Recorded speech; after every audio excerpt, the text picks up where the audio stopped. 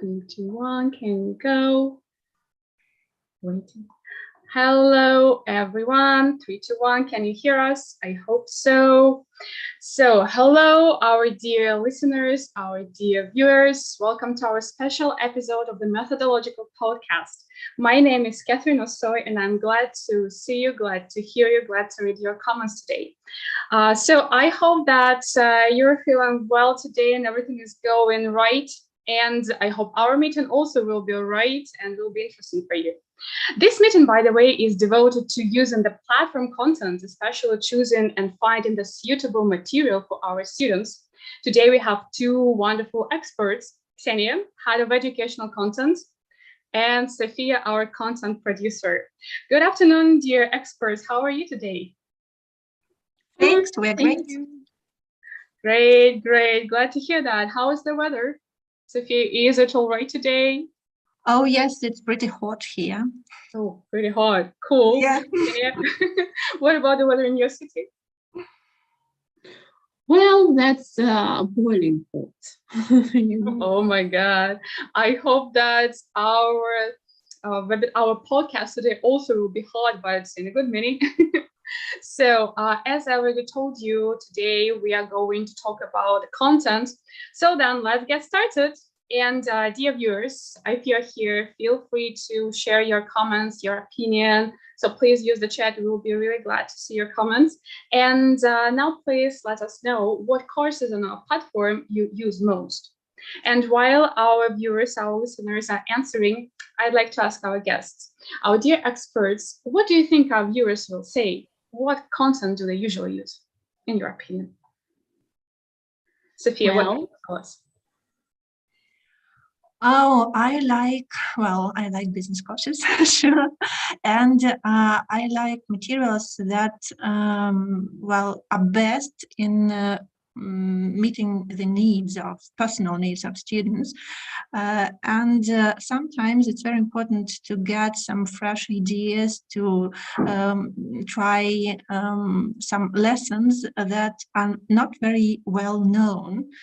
Such as plot-based or story-based lessons. I like them a lot. Mm-hmm. Okay. Ksenia, what about your opinion?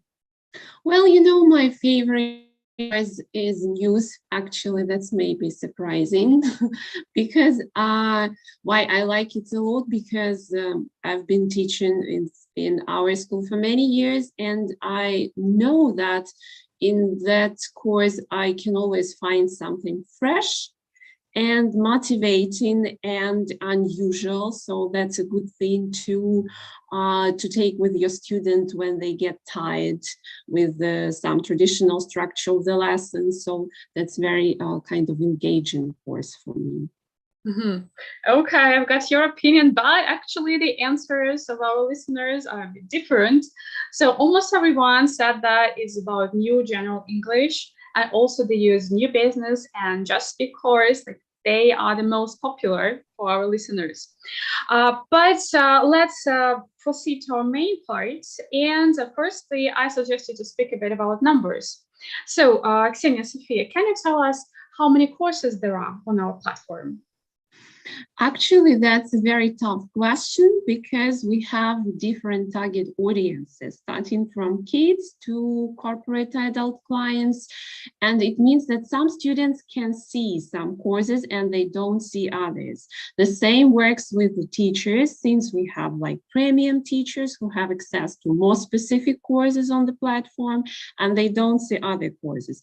But the number that I can say for sure, for adults, we have more than 70 courses on Beambox right now. 70 courses. More than 70. That's a lot. And okay, so let's imagine that I'm a new teacher in our school and I open the lesson catalog and I see these numerous cool and interesting materials. And I think it could be difficult to choose what to use, what to open first. Can you give us some recommendations what to start with and which courses are a must to look through? Well, it depends on a lot of things, starting with the level of English and the goals of your students. But surely I'd recommend opening and looking through the general section, since that's the main one and you can see it easily on the first place. And it comprises the main courses, which are now, and they will be the core courses for future students' personal tracks. They are new general, new business, and JustFit courses. Then we have general, which is old for beginner and advanced levels. We have spoken, which is also old, quite old for intermediate and pre-intermediate levels. And we have Sky Travel, since these very courses are the core for the main students' goals, like to travel, for work, for myself, and to study abroad. I fully agree. And I'd like to add that such goals as for work or to study abroad are often associated with more specific requests and certain time limits that also affect the choice of the course. Say a student is having a job interview in English in 5 days, and there's no time to take new business lessons. So fortunately, in this case, you can use the new job interview course in the business situations category. Coming back to your question about new teachers, I'd recommend to focus on the students you are going to work with and think about few scenarios. For instance, if you teach children, as Ksenia mentioned, it's natural to get a general understanding of the courses available for different age categories. And if you're a premium teacher and you can have a student who is preparing for the IELTS test, it's essential to know all the materials that are available on the platform. Okay, so actually there are a lot of different options, yeah. But I also know that the most of the teachers tend to take most of the general course, yeah. And first, the question to our viewers. What do you think about this course? Is it okay for all the students? So please send us pluses if you agree. That's okay, and we can use it with everybody, or minus if you disagree. And while our viewers are answering, Ksenia, the question is for you. Why do you think so many teachers opt for the general course? Is it because it's super universal, or are there any other factors? Well, yes and no, to some extent. First of all, new general, and here I want to highlight that we have already closed all general pre-intermediate, intermediate levels, and we are about to close elementary level on the 21st of June, and our pre-intermediate at the end of September. Yeah, so new general, which actually replaces all general, is the course of general English, and that is, it doesn't have any specific focus on any skill or competence or communicative purpose, but it caters for all the needs of our students. They develop all the skills in most communicative life situations, and having completed the course, they will be able to communicate with their business partners on some level, communicate while traveling or studying. In the lessons, we have all the same focus on developing the students' vocabulary, grammar knowledge, pronunciation, receptive and productive skills, that is writing, speaking, reading and listening, and also critical thinking, soft skills and creativity, which is actually one of the latest trends in language learning around the world. On the other hand, teachers feel, I would say, quite comfortable with one course because they either don't need or don't want to take some other courses to add to the general. And that's not very good, as the students may sometimes lose motivation and they get used to certain predictable structure of the lessons and of the general course. And sometimes they lack and they need this kind of wow effect, you know. And for this, we highly recommend taking some additional lessons which would be different from those that we have in general course and new general course from other courses, just to keep students interested and motivated. Okay. Actually, thank you, Ksenia, for your answer. And actually, our listeners, I suppose they would agree because some of them sound plus and minus at the same time. Some of them say that, yeah, for majority of students, that's okay, but not for everybody. And they say that like it's like the key course, yeah. But from what you're saying, I can tell that there are many courses covering more specific goals. Can you, or maybe Sophia, can you tell us a little bit more in detail what courses and what professional interests the lesson catalog can cover? Sure. I'll start with the new business course, as it is the most general of the ESP courses, and it covers a wide range of business topics and industries. It focuses on teaching business vocabulary and functional language, which is very important in real life situations. For example, how to chair a meeting, how to negotiate with international partners, or how to present ideas effectively at the presentation. However, your student may be interested in one particular industry or business sphere, and here the professional category is a good choice. It comprises such courses as English for marketing, English for management, English for sales, English for finance, as well as English for medicine, and for premium teacher, English for IT is also available. Another quite typical case is that your student needs to improve their performance in certain business situations. As I've already mentioned, a case with the job interview, yeah? And here the business situation category should be taken into account. Here, the most popular courses are job interview, business writing, and smart chatting up. And I'd like to add a few extra words about smart chatting up, as it aims at communicating, at informal communication with colleagues from different countries, and what is more important, with different cultural backgrounds. The course has a great focus on developing soft skills such as teamwork, problem solving, cultural awareness, and so on and so forth. So these courses are also worth trying. Actually, I suppose that these are really important skills and these are really important topics which you have just mentioned. Yeah, I suppose it could be cool to check at least, yeah? Yeah. But as I understand, yeah, we have a lot of different courses with different goals of students, but is it really difficult to teach, for example, I don't know, business English or English for doctors, if I am not a specialist in this sphere? What to do? Well, it's a really frequently asked question, and I believe that working with our courses, being an expert in teaching English is enough. I know a lot of great cases when a teacher and a student, they shared an expertise during the lesson. You see, a teacher is a person who facilitates the learning process, who selects material, and I hope we'll help each other here, who gives feedback on the student's progress. But a teacher is also a person who should feel free asking about some difficult business concepts and asking students to help and to share their opinion on the case.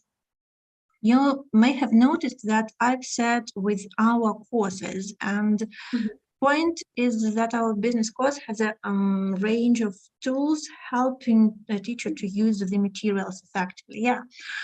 Tool number one is a teacher's lesson guide. And though it's not unique, you can find such slides for teachers in other courses. I believe that it is crucially important for business courses. It gives an overview of a lesson and it highlights the business value this particular lesson delivers to students. For example, in this lesson, you are dealing with a real life case of a company X who is that is ordering a website from company Y, and they had a number of problems and work scope is changing and so on and so forth. But PM of company X knows how to get success, and you'll get to know what will happen. So you get the whole overview of the situation just in reading one paragraph. And I suppose that here our teachers might ask, who is a PM? Is it a project manager? Product manager? What does it mean? And here, tool number 2 is can help you. It's a special business language section that explains or defines all the business terms. And you can usually find it on the slide where the term was used for the first time, or on our teacher's lesson guide. So feel free to read it before the lesson and feel sure. Tool number 3 is about hints and different additional sections that provide you with the relevant material. For example, hints explain which option is preferable and what are the arguments, and your student may mention it or not mention, and you are here to help him. Which is very important, you have some hints in teacher's notes when samples of what you can say in a role play with students. So some arguments in favor of something or against something, and these tips, I believe, are very helpful.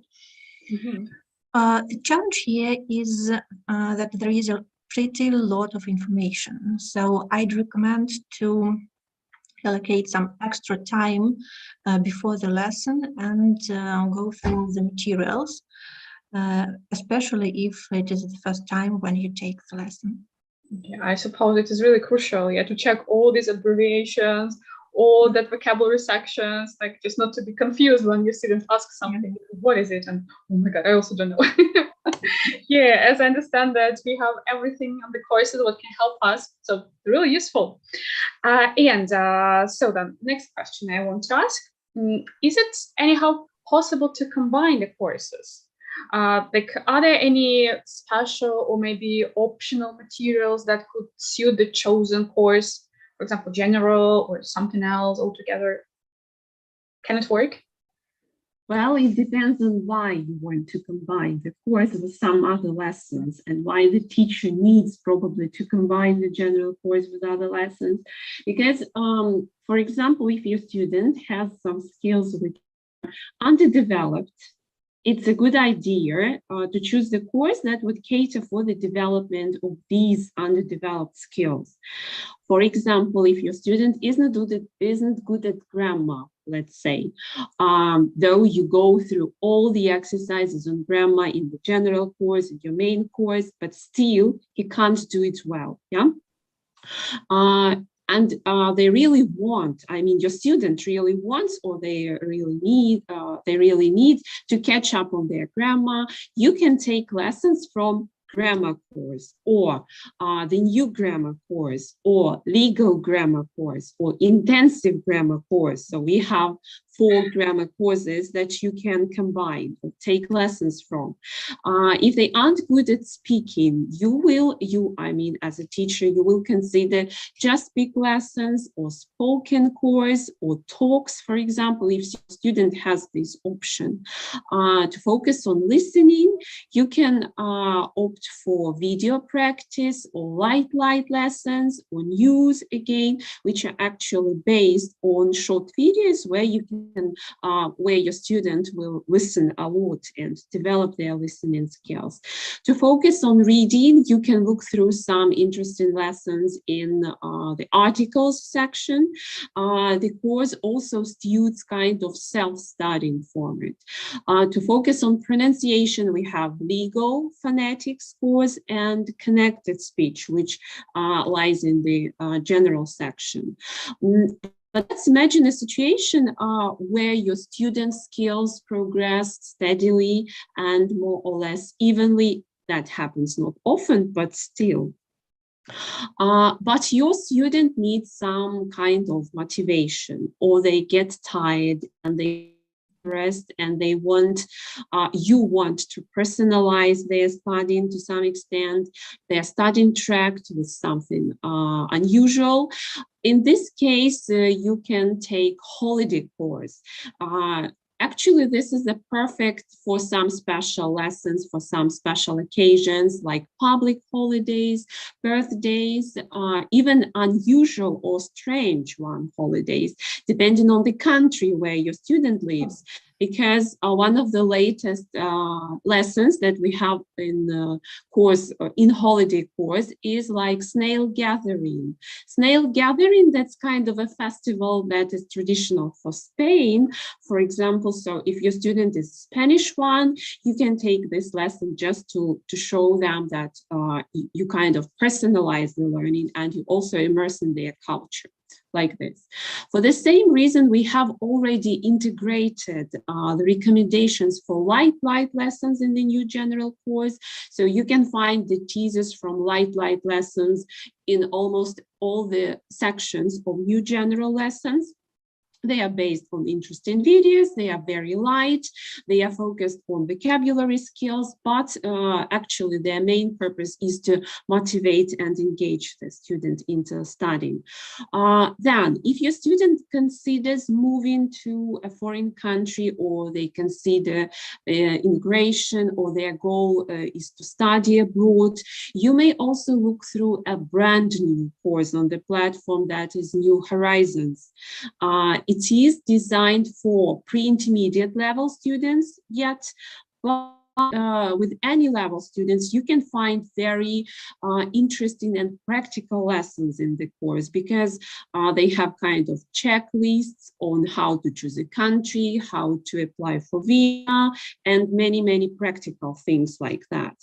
And as for traveling, you may combine the lessons from the general course with the courses for traveling, like Sky Travel and New Horizons. So look through New Horizons lesson. I highly recommend it. Lots of information, actually, Ksenia. Thank you so much. I suppose for our teachers, it was really useful to know what they can choose, what they can implement to the general course to make it more interesting and to make our students more motivated. But okay, that's just about general course. What if I teach English for specific purpose? Can I combine it with any other courses? Is it possible? Oh, Catherine, I hope you combine, and I hope our teachers will combine, even if they teach the ESP course. Our statistics say that students who have the lessons from different courses stay with us longer. They are more satisfied. And my theory here is that they feel the teacher is very sensitive to their needs and responds to them quickly. Let's imagine that your student is making a career and he's recently become a manager. And he's having his own team and faces all the challenges that each leader has. And you took the unit leadership from new business, pre-intermediate level, and it was okay, but it's over. And possibly no other unit will be as relevant as this one for this particular person. But you can go to the professional category and choose English for management, and the student is happy again. And that's the power of combination. Another case is about job interview. You are taking the course and you see that there are some gaps in present perfect or present perfect versus past simple. So something very relevant for this situation, for job interview, where you're expected to talk about your previous experience, about your achievements. And you take some lessons from grammar courses, intense grammar, or something like that. And that's very valuable for your student. Flexibility is a part of the concept, and you should make use of it. What I'd like to add here is when we prepare and update the courses, we also think about these ways and the recipes, how to mix courses, and we share them with our teachers. So in teachers database, there are some categories. They are usually entitled like how to mix new business with ESP courses, how to mix new business with business situations, or even how to mix new business with a new general. And mixing new business and new general is a great option, I believe, especially for elementary level. You see, the New Business Elementary course aims at, I would say, A2 level. So it can be quite difficult for true beginners, for people who have just started learning English at the elementary level. And mixing courses here is a great way out. I would recommend two options. One option is to take the section from New General, two units, and then 1 unit from New Business Elementary. So 1 section, 1 unit, and continue with that. Or just option 2, just to complete New General and then take New Business Elementary. And well, we really appreciate when communicating with teachers, they sometimes share their own recipes. They say, oh, I've taken lesson A from course A and lesson B from course B, and it worked well, you know, it's great mixture.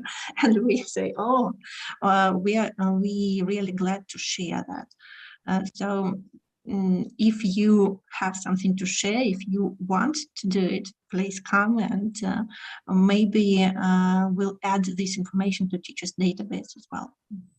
Well, actually, it's nice to hear that you take into consideration our teacher's opinion, yeah, and if they really provide you with some good advice, why not to use that? Cool. You remember I was talking about sharing expertise, and I believe that teachers have great expertise in mixing, in getting what students like and what they dislike. So we are open here. So, by the way, I suggest that you also have a lot of experience how to teach, yeah? So that's why, did you personally have any challenging cases when choosing the course or material for students? Was it like a bit difficult? Well, it happens every time. It happens every time when you have a student with very specific goal or with very specific profession. For example, I once had a student who was the project manager who was running a filming project. So he needed something connected with video, making advertising and project management at the same time. Or, for example, an interior designer to read professional articles like this. But my personal probably teaching life hack for such students is the perfectly chosen first lesson. So when you choose the first lesson, which would be connected to their sphere of professional interests, they feel this kind of personalized approach from the beginning. And even if you take the lesson from the main course or from general course next time, they do not reject it. They take it for granted and they are willing to continue their study. For example, with my interior designer student, we discussed the lesson from New General, which is connected with the design of everyday things, like what is wrong with everyday things design when you have a water tap wrong or you can't figure out how it works, so or when you can't understand how to open the door and why it's bad. And she found that. So that's actually probably my kind of piece of advice. You have to take something which would make them interested, connected to their goal or connected to their profession. And then for every 8 lessons, probably that's a good idea to set new goals, to refresh their goals, to set something that you will aspire to during the next 8 lessons, for example. Not half of the year of your studying, but very short term, so they could see the results in a short term. And yeah, I couldn't agree more with you about fast lessons. This is a challenge. Even if a teacher has some information about the student, there's a high degree of uncertainty in the first lesson. You don't know what type of personality the students are, their preferences, their expectations. I remember many years ago, being an offline tutor, I prepared a crossword task for one of my students, and lots of time spent. I expected some positive reaction. Instead, he looked at this crossword and said, "Oh, Sophia, if only you knew how much I hate crosswords." And I had 10 seconds to think and figure out how to change the task and achieve the same goal. Well, the great thing about working on the platform here is that you don't have to spend hours preparing creative or unusual useful tasks for your students. There are a lot of materials close at hand, and the challenge here is to get acquainted with all those materials and use them just at the right moment with the right person. And this is my advice. Okay, thank you so much, our dear experts, Ksenia, Sophia. It was really useful to understand like how we can work with the first lesson and after that, yeah. So, and the final question to you.